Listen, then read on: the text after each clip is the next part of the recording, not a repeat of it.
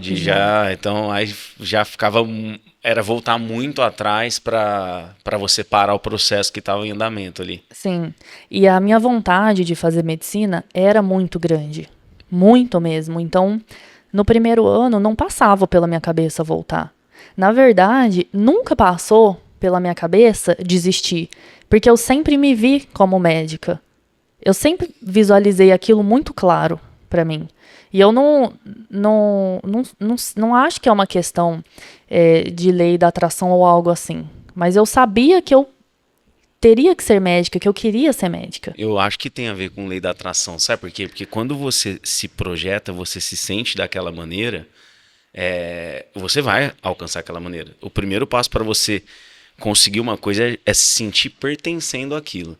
Então, assim, quando você se sentia médica, se aproximava isso de você.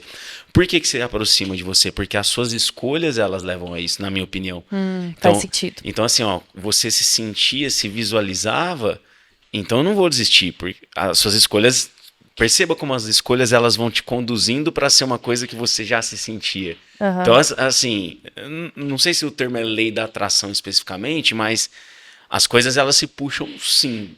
Para mim tem a ver, porque a gente é meio direcionado para aquilo. E aí você embalou, fez o primeiro ano. Foi antes de eu entrar no primeiro ano, nesse sentido. O que é isso, Siri? Então nós vamos cortar essa parte aí, porque a Siri não foi convidada para o Assim, podcast e ela deu uma opinião aqui e não tem nada a ver com o que a gente estava Ilha do Show. conversando, né? Ilha do Chopp, cara. Não, não. Tô tentando passar em Med, pô, tô na saga da luta pela Med, Ilha do Chopp. É depois que passa que vai pra Ilha do Show, né? Mas vamos lá, cortando. Quer que dá outro tapa no microfone aí? Pá, vamos lá. E antes de eu ir pro primeiro ano de cursinho, eu conheci um rapaz, eu fiz amizade na época, ele fazia medicina aqui na USP. E ele falou pra mim, assim, que mais ou menos nesse sentido que você tá falando, que quando você quer muito uma coisa, você vai lutar por aquilo. Então você vai deixar de fazer algumas coisas, você vai abdicar de lazer, de trabalho, por exemplo. Quem geralmente presta medicina, geralmente faz cursinho integral. Então não dá para trabalhar. Tem algumas coisas que as pessoas, que a maioria das pessoas da minha idade tinham, que eu não podia ter.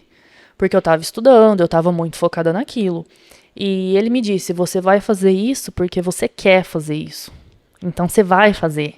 E vai fazer feliz, você não vai fazer achando ruim, não. E era desse jeito. E aí esse mesmo rapaz, ele falou assim pra mim, foi nessa época que eu tava passando por tudo isso, na época de abrir mão da enfermagem e tudo mais. E ele falou, você tem que... A gente precisa ter metas na vida e não sonhos. Porque metas são coisas que a gente pode lutar pra acontecer, a gente vai buscar elas. E os sonhos parece que são coisas que vêm, que você fica sentado esperando. Então não tenha sonhos, tenha metas. Ele falou isso pra mim, isso foi a frase da minha bio do Instagram por um bom tempo, e até hoje eu lembro. E é realmente assim, porque justamente nesse sentido, a gente luta por aquilo. Então eu preciso estudar, eu preciso fazer o simulado, eu preciso revisar a matéria, eu preciso prestar atenção na aula, eu não posso faltar da aula, eu não vou ficar mexendo no celular. Então são várias coisas que levam a gente a ter uma disciplina, porque a gente quer muito estar ali. Sim, você tem o sonho. Se você não transpirar atrás dele, é frustração. Porque aí é uma coisa que dissipa. Então a meta é você colocar como concreto algo em relação ao seu sonho e ganhar jarda e trabalhar por aquilo. E aí você decola. Exatamente. E aí você foi para um segundo ano já com essa mentalidade do crescimento e percebeu que você melhorou, que você evoluiu. Sim, nesse primeiro ano de cursinho eu me lembro que minha nota não mudou. Não mudou no Enem minha nota. E eu fiquei super chateada, tudo, mas eu estudava bastante. A minha mãe vendo aquilo, ela e meu pai resolveram pagar um cursinho pra mim no ano seguinte. Então, eles conversaram e falaram, não, a gente vai fazer o possível pra pagar pra você. E eu fui porque o meu cursinho era popular lá e ele era ministrado por alunos. Ele era bom, mas pro que eu precisava e com a minha defasagem, não me atendeu praticamente nada. em questão de conteúdo, eu digo. Entendi. Então, eles resolveram me colocar num cursinho particular. Aí eu fui para uma escola aqui, não me adaptei. Em abril, mais ou menos, eu fui para Lafa. Sim. Aí foi quando eu cheguei lá, já as aulas tinham começado, mas aí lá a gente... É um caso sério de amor e ódio, né? Lá na Lafayette, e foi ótimo pra mim. Foi ótimo, mas assim, foi muito difícil. Foi um período muito difícil para eu entender o quanto eu estava longe do meu objetivo, de alcançar o meu objetivo, o meu sonho. Eu estava longe demais. Então, cada dia que passava era uma ficha que ia caindo. E era difícil para mim. Porque para quem teve a trajetória que você teve, cair ali lá foi uma pancada, né? Porque o nível das aulas, a qualidade de conteúdo, assim, é uma coisa muito discrepante, né? Então, assim, você deve ter... Cara, tem muita coisa que eu não sei. E mesmo após um ano de cursinho, você se deparou com isso. É um choque de realidade. Mas você já estava no meio do processo. Então... Eu já estava ali, né? Aí eu falei, não vou largar agora. E com essa conversa, eu fiz muito tempo de cursinho. Mas foi bom, assim. Eu sofria muito, porque cada aula ia vindo uma pancada. Tipo assim, putz, isso eu não sei. Nossa, que difícil, difícil, difícil. Ia passando e eu ia sofrendo muito. Às vezes eu pegava tarefa de física, por exemplo, matemática. Algumas de química eu pegava e eu não conseguia fazer a tarefa. Então eu ia nos monitores de manhã, mas nem sempre eu entendi o que eles estavam falando ali. E aí tinha gente que falava assim pra mim, mas você precisa tentar fazer. Só que eu não sabia como tentar. Você não sabia nem tentar. Não, porque você precisa saber o mínimo. Uma coisa que eu falo, Luane, a galera que é MED, um dos primeiros passos é você reconhecer onde você está e onde você quer chegar. Porque dependendo de onde você está, você tem que saber que você não vai fazer um ano de cursinho e vai passar. Para MED. Às vezes para outros cursos também, mas tudo depende da distância. Porque se você faz um projeto, o meu primeiro ano vai ser para eu pegar uma boa base, fica muito mais fácil se amadurecer para no segundo se arregaçar. Porque muita gente desiste por causa disso. Assusta tanto que fala, não é para mim, não. Você simplesmente tá descobrindo onde você tá. Calma, cara, vamos ver isso, onde que eu tô, onde que eu quero chegar. E aí tem uma coisa que eu falo muito, né, que eu trabalho com os alunos nas minhas mentorias. A gente tem que saber onde você tá, onde você quer chegar, e aí, cara, a menor distância entre 2 pontos é uma reta. Agora a gente tem que descobrir sua reta, né? O que você vai ter que fazer para ter o menor caminho até aí.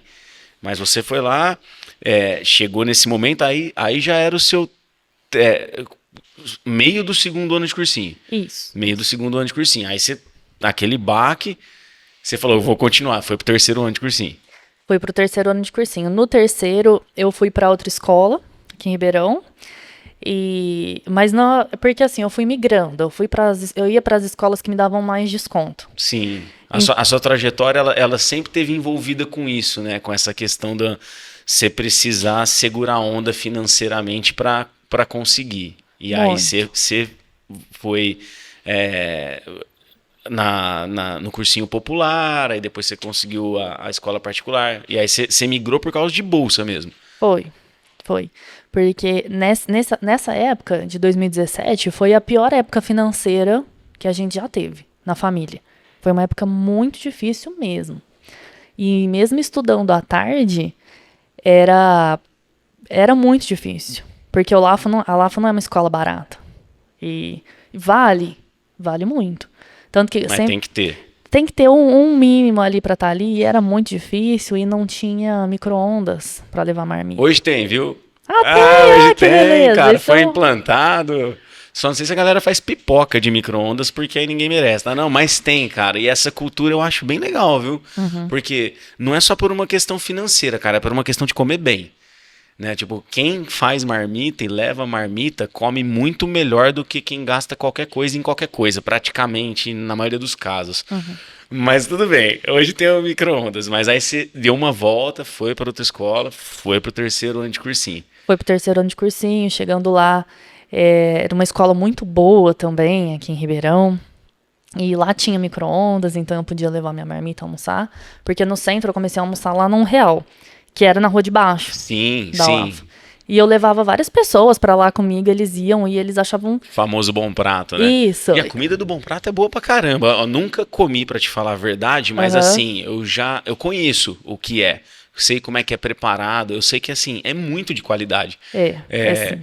Tanto que eu não ouço ninguém falando mal. A galera só fala bem. E tem gente que enfrenta a fila, nem sempre é porque tá precisando ali, é porque gosta mesmo. Sim, Cara, é muito boa. É nutricionalmente e boa nutricionalmente também. muito boa, cara, muito boa. E aí você ia lá, Eu ia lá e levava a galera e eles achavam incrível, porque eles não conheciam, né, um restaurante de R$ 1.